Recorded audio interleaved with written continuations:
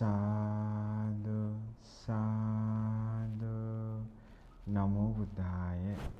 श्रद्धावान उपासक उपासिका, श्रद्धावान बच्चों, आज भी हम आप सभी लोगों को एक सुंदर सी कहानी सुनाने के लिए जा रहे हैं। जातक स्टोरी। जातक स्टोरी का नाम है कुरुंग मिग जातक। कुरुंग मिग जातक। मिग का मतलब क्या है? वो हिरण को कहता है मिग, हिरण को कुरुंग मिग। तो ये भी इसका स्टोरी में भी हिरण के बारे में ही सुनने मिलता है। क्यों ये जातक स्टोरी भगवान बुद्ध ने हमें बताए? भगवान बुद्ध जी के समय आप लोगों को मालूम है, हमने आपको बता दिए हैं कि एक आदमी था देवदत्त, प्रवृत्त हुआ था बुद्ध शासन में। तो भगवान बुद्ध जी को मारने के लिए वो जान से मारने के लिए बहुत कोशिश किया। इसके बाद ये देवदत्त के बारे में भिक्षु संघ वो बहुत बात करने लगे।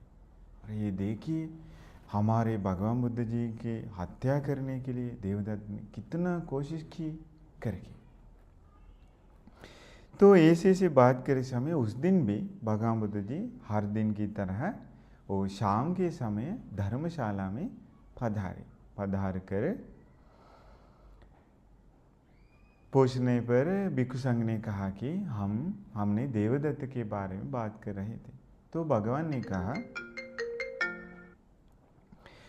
ने कहा देवदत्त भिक्षु सिर्फ इस जन्म में नहीं, बल्कि वो पिछले जन्मों में भी इसी प्रकार से मुझे मारने के लिए कोशिश कर रहा था, लेकिन हुआ नहीं करके अतीत कुछ इस घटना के बारे में बता देने लगी।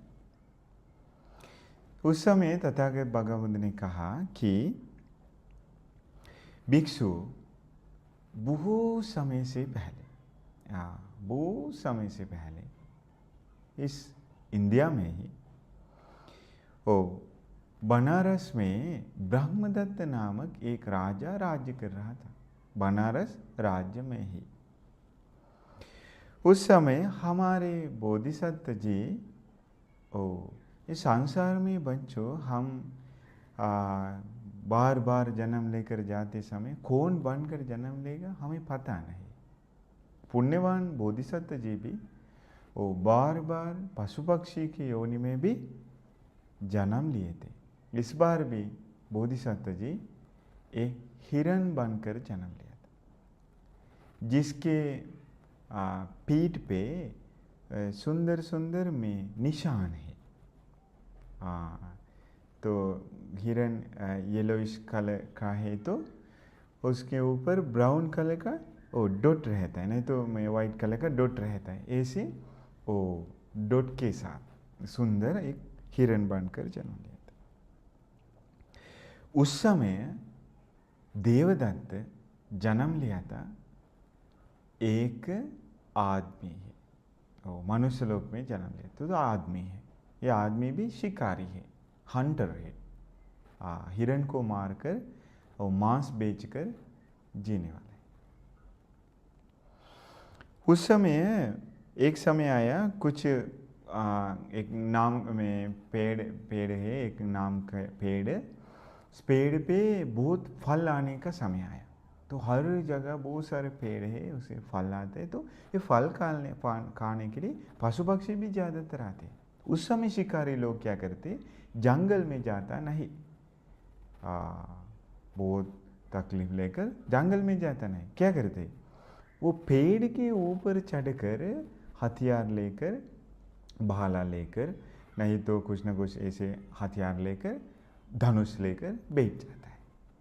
पेड़ के नीचे हिरण आते हैं, वो फल खाने के लिए। खाते समय वो मार डालता है, मार डालकर मांस निकाल कर बेचते हैं। तो उस समय ये जो शिकारी है वो भी हिरण आएंगे तो मार डालेंगे करके एक पेड़ के ऊपर चढ़ गए। बहुत कहानी बहुत सुंदर है। पेड़ के ऊपर बैठ गए। आप लोगों को मालूम है हमारे बोधिसत्व जी, भगवान बुद्ध के पिछले जन्मों को हम क्या कहते हैं, बोधिसत्व जी। हमारे बोधिसत्व जी संसार में पशु पक्षी की योनि में जन्म लेने के बाद भी बहुत ज्ञानी महाप्रज्ञावान थे। आसान से उसे धोखा नहीं दे सकते थे। तो इसीलिए ये हमारे बोधिसत्व हिरण जी भी अभी ये फल खाने के लिए निकल आए, जंगल से निकल आए।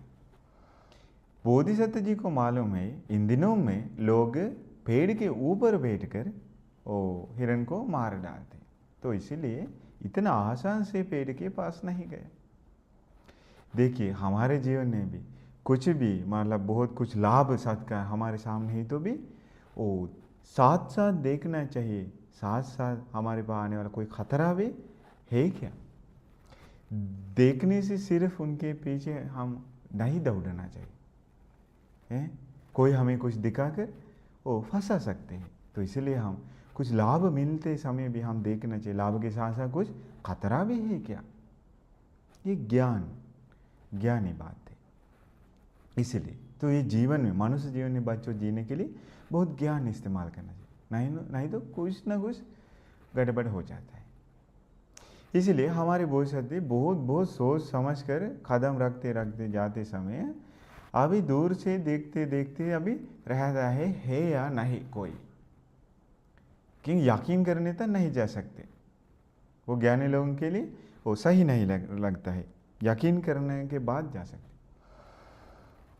तो पेड़ पर बैठा हुआ आदमी ने सोचा कि ये हिरण तो अलग ही प्रकार का है, वो तो आज आता नहीं, उनकी आशा जगाना चाहिए करके पेड़ से फल तोड़ता है, उनकी तरफ फेंकता है, उनकी तरफ ज़्यादातर फेंकता है। फेंकने पर हमारे बोधिसत्व जी ज्ञानी बोधिसत्व हिरण है फिर भी ज्ञानी है।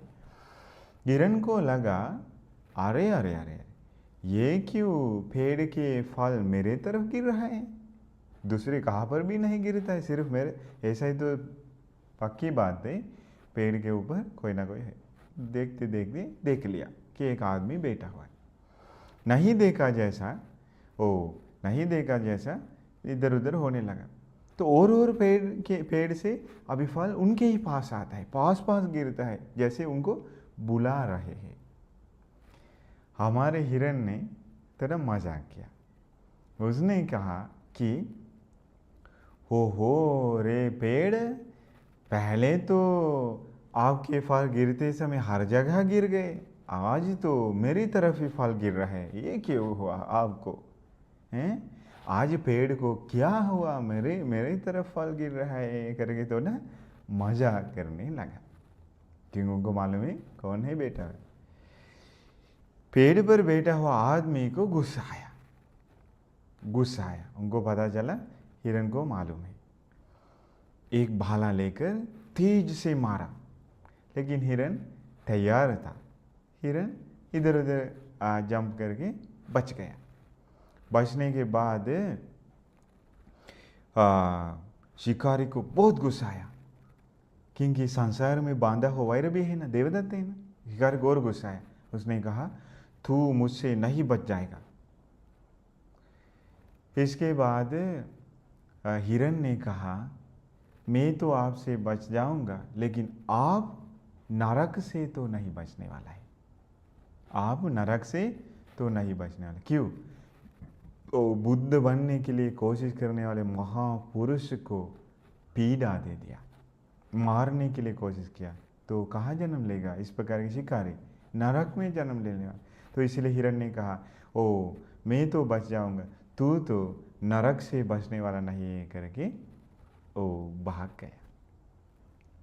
भगवान बुद्ध ने कहा भिक्षु, उस समय वो जो शिकारी था वो देवदत्त ही था। उस समय भी मुझे मारने के लिए कोशिश किया। उस समय वो जो हिरण, जो ज्ञानी हिरण जो आराम से बच गए, वो मैं ही था करके भगवान ने जातक स्टोरी हमें सुनाई। तो इसीलिए मुझे तो ये जातक स्टोरी सुनते समय बच्चों ज़्यादातर भगवान बुद्ध के ज्ञान के बारे में ही याद आता है। भगवान बुद्ध जी ज्ञान प्राप्त करने के लिए आते समय हर जन्म में ज्ञानी ही बनकर जन्म लिए थे। इसीलिए हम भी बच्चों ज्ञान से बहुत इज्जत करना चाहिए। ज्ञान प्राप्त करने की कोशिश करेंगे तो हम भी ज्ञानी बन जाता है।